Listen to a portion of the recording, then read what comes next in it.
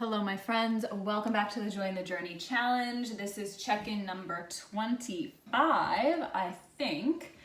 And today is Monday, October 19th. I hope your week is off to a good start if you're watching this in real time. And if you're new to the challenge, if you just randomly, magically stumbled upon this video, what's up? Welcome. Glad to have you along for the ride. Remember, we're in this together. That's what this is about. It's about supporting each other, challenging each other, and cheering each other on, right? And today, I want to talk about fear. Fear and taking risks. And I want to ask you a question that I've been asking myself over the past year or so, and that is, are you playing it safe? Are you choosing the safe path in life? And if I'm really honest, that is one of the questions that brought me into this project in the first place. Something is happening out in the hallway. I think Zizu is running around and jumping off the walls. Zizu's my cat. I locked the door though because I have some paints going on here, so he will not be joining us today. But he's making his presence known as always. Anyway, back to my question. So are you playing it safe? So I've been asking myself that, and I had this sort of just intuitive feeling that in a lot of ways I was playing it safe in life. I had gotten really pretty comfortable in my career as a Spanish professor, and I felt like I was stagnating a bit in my life. I felt like I wasn't growing and expanding as much as I could be and as much as I want to be. And I knew that I wanted to shake things up. I did not know that I would end up doing artwork and putting these videos on YouTube as the answer to that. And also, if I'm really honest, I think the theme of this video is like being fiercely honest with you. This is a heart-to-heart chat. When I first came up with this idea of the project and making these videos for YouTube and sort of tracking my progress in a very public way, I was terrified. I was terrified of my own idea. And yet, there was part of me that just knew that I had to go for it. I had to try it. I was curious. I was bored a little bit. I was looking for something to just shake things up and to challenge myself in a new way. And that's what got me into this. With that said, I also have to admit that I have faced a lot of fear along the way. Fear of exposure, fear of failure, and fear is something that I've sort of gotten comfortable with. I mean, it's never entirely comfortable, but it's an emotion. I guess I understand it better, like for what it is. Fear is an emotion that is meant to protect us, right? It's a very primal emotion. It's part of our it kind of comes from our primitive brain. And anytime we step outside of our comfort zone by, going somewhere new and unfamiliar, by trying a new skill, by starting a new job, we are outside of our comfort zone. It feels unsafe. It feels uncomfortable. We're faced with that fear, and that can be very paralyzing. But I argue that it can also be the path to growth and to living a full and exciting life. And that's what I'm discovering through this process for myself. I've also discovered that fear has been one of my blocks, the fear of failure, the fear of maybe, what if I can't actually do art anymore? What if I've lost lost my skill? Or what if I never had it in the first place? That's been one of the reasons I think why I haven't done art in so long, is I just got in my head about it, and I got scared that I would try and I would be disappointed that I'm either, completely incapable, I guess that's the word, or that it would just feel so hard because it's been so long since I've done it, and that it would just be really painful. So anyway, I've been working with this block. I've been working with fear. And I think this is an appropriate topic for today as I show you my progress on the tiger painting, right? So tiger is kind of representative of like that spirit of courage, fierceness. But it's also an animal that sparks fear in human beings. And yet, aren't we just drawn to tigers? I don't know if you are. I am. I just think they're beautiful creatures. And I think part of it is knowing that they are wild animals, and just knowing how powerful and fierce they are. It's sort of intriguing in a way. And it's funny that I was debating whether or not I wanted to record this check-in today, because I worked on this some over the weekend, and I did something down here, kind of trying to create some like lush jungle-like foliage, and what I did is not looking so good right now. I don't know. I need to figure this out. I need to resolve this area, and part of me was like, ooh, I don't want to show it when it doesn't look good.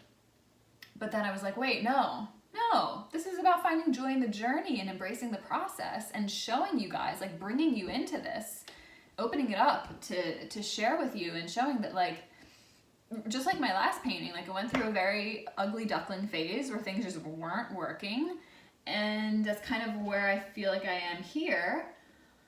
But remembering that this is an opportunity to learn and to experiment, and not just focusing on that end result and like perfecting it, and getting that perfect result. Right? That's not what it's about.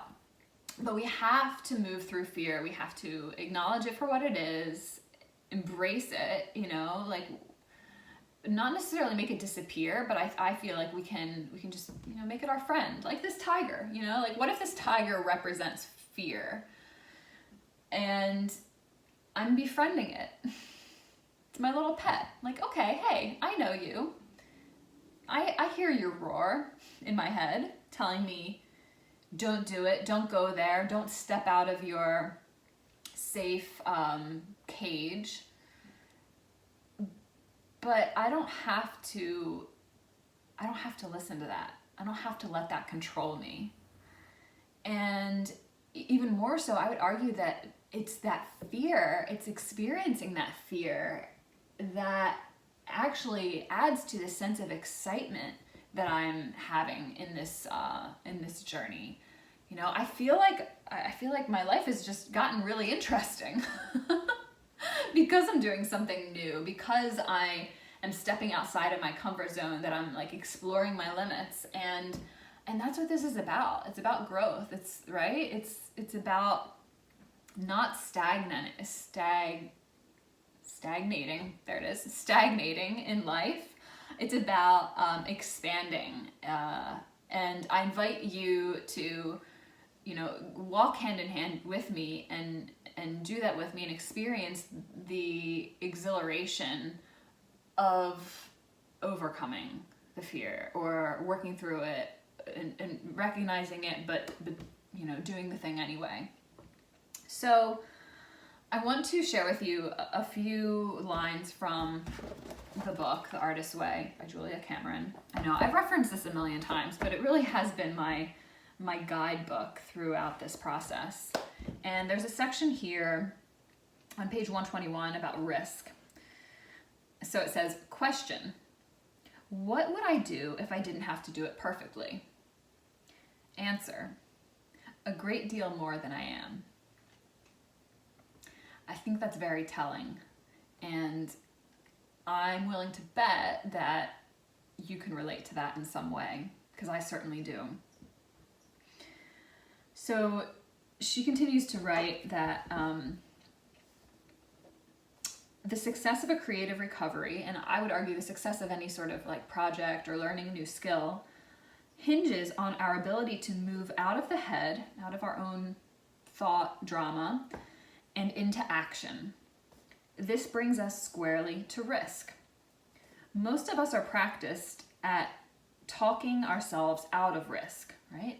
Playing it safe, protecting our ego, protecting our sense of comfort in our life. We are skilled speculators on the probable pain of self-exposure. I certainly am. And once again, I'll say that part of the fear, but also the like motivation to do this project on YouTube, to put myself out there, is because I do have like a deep fear of self-exposure, but it's also something that I wanted to overcome. And how do we overcome fear? By doing the thing, by facing it, by realizing that when we do what it is that scares us, I mean, within reason, I'm not suggesting that like you go do something crazy and life-threatening, but when we realize that, you know, a lot of our fear is kind of unfounded, and that, you know, putting videos out on YouTube, for example, I'm still standing, like I haven't dropped dead. The world has not turned on me. People are not like ridiculing me in a public way. Maybe they're giggling as they watch my videos. That's cool. I laugh at myself most of the time anyway. So maybe that's another technique to overcome fear, is to learn to like not take ourselves so seriously. You know, a lot of fear is, it's in order to protect our ego, to protect our sense of self, and I don't know, do we really need all of that protection? What happens if we let our guard down a little bit? What happens if we put ourselves out there more? Maybe we'll benefit from it. Maybe other people will even benefit from it, and maybe we'll still be standing in the end. We won't drop dead because of it. So, okay, so she continues on the topic of self-exposure. I'll look like an idiot, we say, conjuring images of our first acting class, our first hobbled short story, our terrible drawings, or terrible paintings. Part of the game here is lining up the masters and measuring our baby steps against their perfected craft. It's a big one, right? How often do we do that? If you're learning to, I don't know, play the guitar, and you're listening to, you know, professional musicians and comparing yourself to them, is that fair? That's fine to listen to them to gain inspiration, to model after them, right? But like comparing yourself to a master, to an expert who has dedicated years of his or her life to the craft, and if you're just a novice just starting out, that's not fair to you to compare yourself to them. And she gives a great example of this, of like our tendency of unfairly making unfair comparisons. She says, we don't compare our student films to George Lucas's student films. Instead, we compare them to Star Wars. So I appreciated the Star Wars reference, of course. We deny that in order to do something well, we must first be willing to do it badly. That is huge. That really, really hits home. We have to do it badly first. It's part of the process. This is what I teach my Spanish students, that you can't get to fluency without committing a ton of errors on the path there. They say, you know, the road to success is paved in failures. Well, like with anything else, you have to start out as a novice. And you have to do things that you have to be willing to do something badly first, and understand that that is, you know, a natural step in the progression towards perfecting the craft, or even just, getting to a more advanced level. Instead, we opt for setting our limits at the point where we feel assured of success. Living within these bounds, we may feel stifled, smothered, despairing, and bored. And that was it for me. I realized, I don't even know if I realized this on a conscious level, but I think subconsciously I felt this urge to do something different because I was a little bit bored just staying within the sphere of teaching Spanish. And that was very comfortable for me. This is very uncomfortable, but I feel more alive, and I feel like I'm definitely growing because of it, right? We don't grow unless we step outside of our comfort zone. Okay. Usually when we say we can't do something, what we mean is that we won't do something unless we can guarantee that we'll do it perfectly. Especially as adults, we feel that, right? I think that children tend to be more forgiving with themselves. They're not as harshly judgmental and self-critical, up to a certain age at least. But as adults, especially very capable, intelligent, successful adults, that can be the hardest place to be starting something new, right? When you're so used to being an expert at something. One second.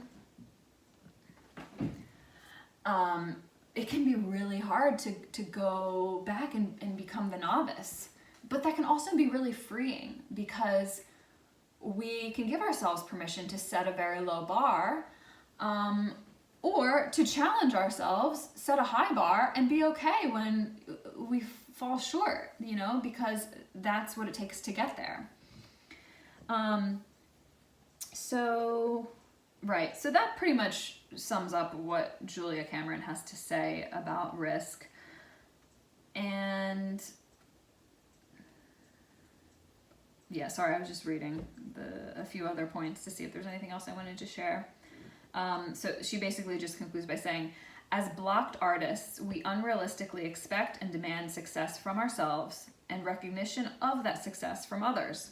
With that as an unspoken demand, a great many things remain outside our sphere of possibility.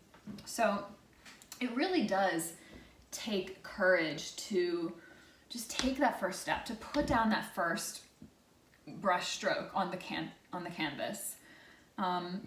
Yes, it's scary, but that's the only way to make our dreams possible.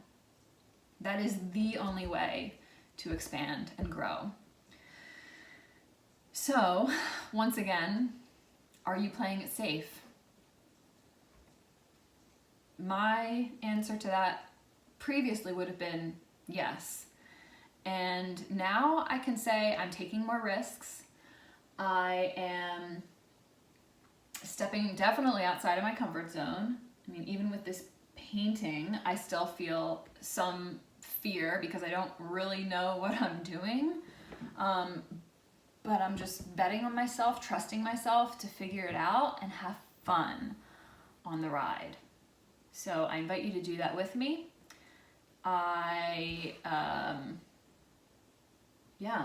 Let's embrace the spirit of the tiger. And just remember, we're in this together. I believe in you. Even if I don't know you personally, we are all wildly capable. Every human being is. And let's just think of life as a playground. We get to creep out of our cage at night and explore under the stars like this tiger is doing. And let's see what we find. Okay. Happy travels. May the tiger spirit be with you. And I will check in again very soon. Bye for now.